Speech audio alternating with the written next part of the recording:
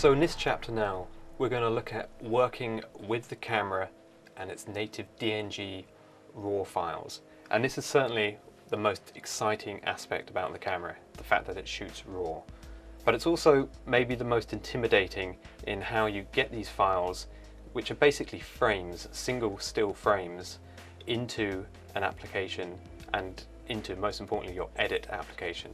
So what we're going to do is we're going to very simply go into Resolve, do a basic first light grade, which means getting the image to a point where we like the contrast and the luminance. And from that point, we're going to deliver the footage into an edit-friendly codec. We're going to choose ProRes so that we can then go into Final Cut 10. So the footage we're interested in here, what we've got is we've actually got footage here which we've labelled Camera D, and it's a mixture of ProRes and it's a mixture of RAW. And we can donate the RAW here by seeing it captured in a folder and actually seeing that there's single frames, single DNG frames. And if we look at the file size and the dimensions below, they're 2400 by 1350, and this donates the 2.5K RAW recording format. What I'd like to do, just to simplify things, is create a couple of folders just for RAW and one for ProRes,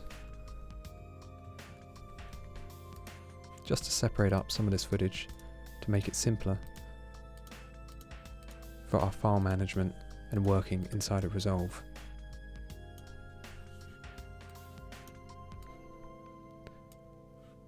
Right now, all we're interested in is actually looking at the RAW footage.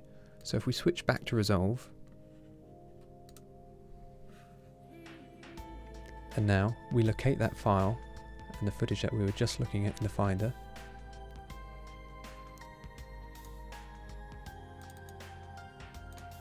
and we can see the folders that we've made up. If we click here in the RAW folder, what we can see is that Resolve knows automatically how to work with DNG files, because it doesn't show them as a series of separate images, but actually puts them all together as a movie sequence.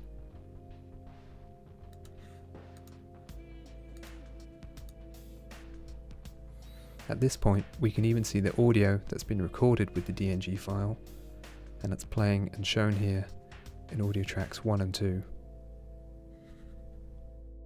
So what we're going to do is we're going to take all of this footage, drag it into our master pool, and we're then going to put this footage onto a timeline and apply a first color correction to it. So if we go into the conform page, we can see all the footage here on the master timeline already. And we could continue to work on the master timeline, but I find it good practice to create our own timeline, because then it allows you certain options which the master timeline doesn't allow.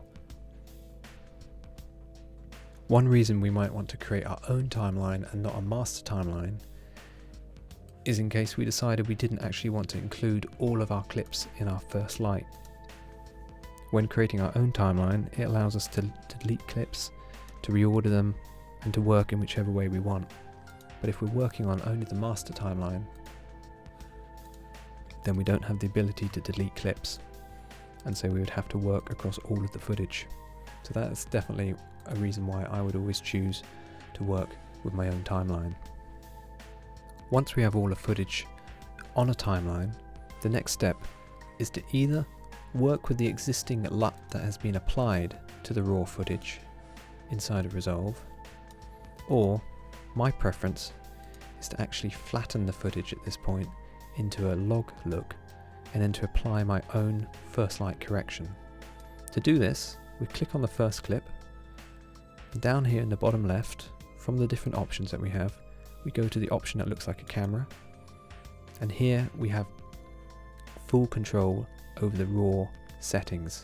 We can see here the color space at the moment is using a Rec 709 lookup table on top of the footage.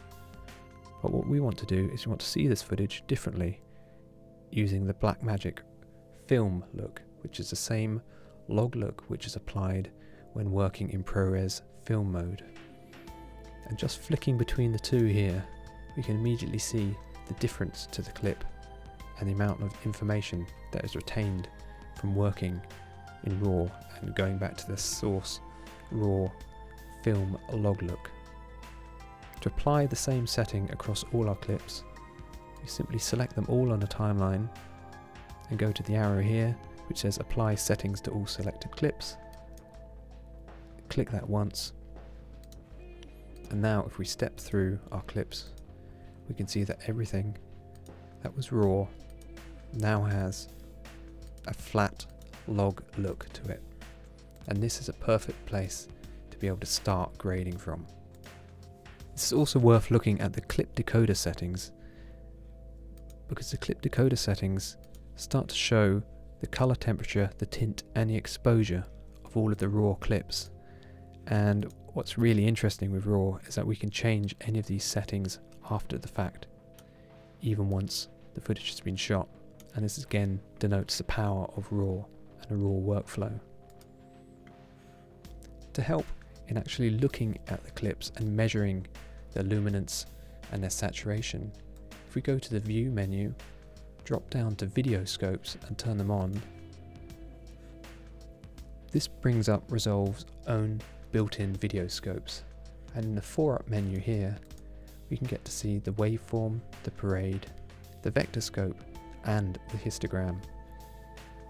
To briefly go through them, the histogram is showing luminance from 0 up to 100, separated into the 3 different RGB color values.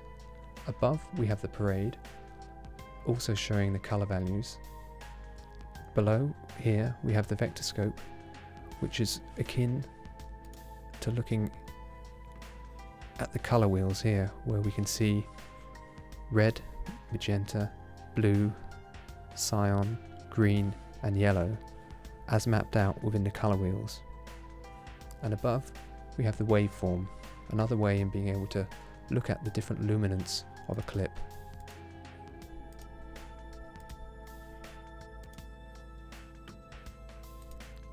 By using the scopes, we can actually balance out the clips. It's important to remember that 0 on the scopes is an indication of complete black, whereas 1023 indicates peak white. And for a clip to maintain good values and to look realistic, we're looking to get the blacks down to 0 and the highlights in the clips up to 1023 to get a good overall luminance balance within the clips.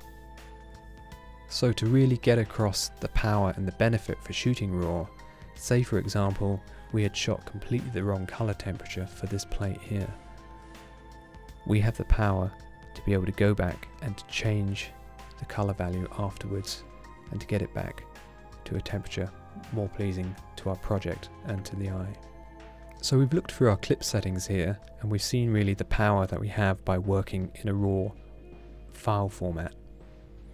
But now we want to actually look at doing a first light grade across this footage, and we're going to use, just for this, the lift, gamma and gain tools, just to show that it's quick for us to be able to get an acceptable first light grade. And what I'm doing is I'm starting to pull down the black values here, just so that we can start to get more blacks into the scene.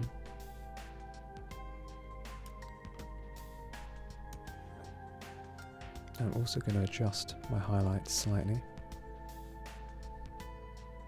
just so that the highest area of the clip starts to maintain a good luminosity across the whole range.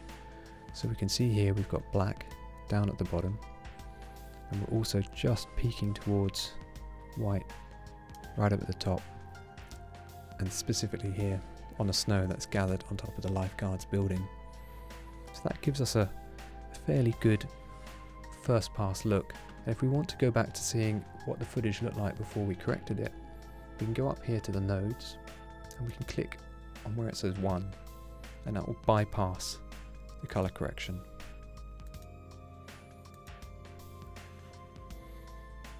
So all I've done for the scene is just to bring the blacks down, just to bring the highlights up. I haven't affected any other colours in the clip so far. If I was happy and I wanted to work through in exactly the same way with the next clip, I could just continue to crush the blacks and just to move the highlights up, just so that they felt right in the scene, and again to turn them on and off, just to get a very basic first pass look. Now, I could continue to work through all of these clips in this manner, but there's another function which would help. At this point, I could grab a still from my clip by going to the View menu and selecting Grab Still. And what this does is it takes the exact frame that I'm parked on, and with it, it takes all of the color data that I've applied. So from looking at our galleries and the still page before, it's easy to see as we move on to the next clip that I could control click and I could add that correction.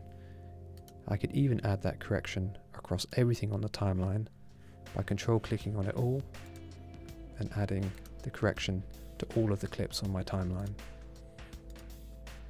Now, working through in this way, you might want to go into a clip and then to adjust the values afterwards. So this clip, I actually want to bring the blacks down a little bit more.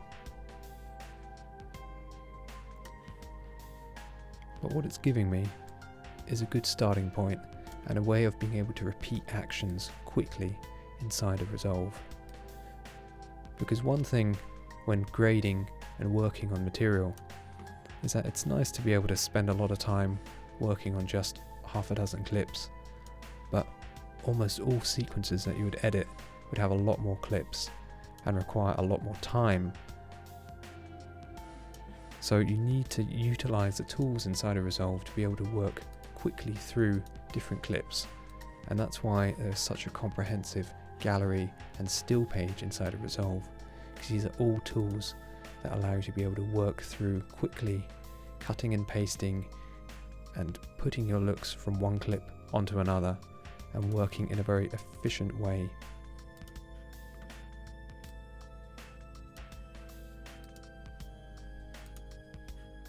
What I've been looking to do each time is just to affect the clip using the lift or the shadow tools, and again the highlight. And what I'm doing each time is I'm doing it a lot by eye, but also looking at the waveform and the histogram and just making sure that my highlights don't go above 1023 and that my blacks are all going down and sitting around 0. And this is giving me a fairly good balanced starting point, which will allow me to pass this footage then through into editorial so that I have nice balanced clips in which to work from in my first pass of cutting the footage. We can always go back and add more detail and finer correction later in grading, but this will be once we've done our first cut. Right now, what we're interested in is just getting nice, even balanced footage that's finished and ready to go through into Final Cut 10. Now that we have a first light look across all of our footage, we're going to go into the delivery room, and here we're going to start up at the top and select Final Cut Pro Round Trip as a sequence setup.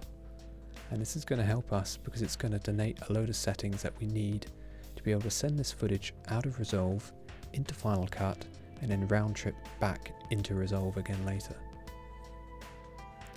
First thing it does is it selects our render format, and we're going to be rendering to QuickTime files. We then have the option of the codec that we want to use. Now, if we weren't going to come back to this footage and we might decide that we're happy with our first light grade, we could decide to use a high ProRes format such as ProRes 422 or ProRes HQ. In this case, as we know we're going to come back to this footage and we're going to regrade it again, what we want to do is actually just to select ProRes Proxy, which is a very light flavor of ProRes, which will be very small and efficient to work inside of our editorial package, in this case Final Cut 10. Here we can also choose to select to render our audio with the clips as well by simply pressing the tick box to take the audio across into the editorial. The most important thing to do is to click where we want our job to be rendered to, and we denote this by pressing the Browse button, which brings up a file browser pop-up, and then we can select a destination and at any point create a new folder and then put those files into that folder by pressing OK. And what we can see is we now have a status path showing exactly where the footage is going to be rendered to. Moving on down to the very bottom, we can then press Add Job to Queue, and at this point we can see that this whole timeline is now going to be rendered to QuickTime Proxy, so that we can then start taking this footage into Final Cut and start to edit it. At this point we can now see the footage being transcoded from raw DNG files using our first light grade and being turned into QuickTime ProRes Proxy files.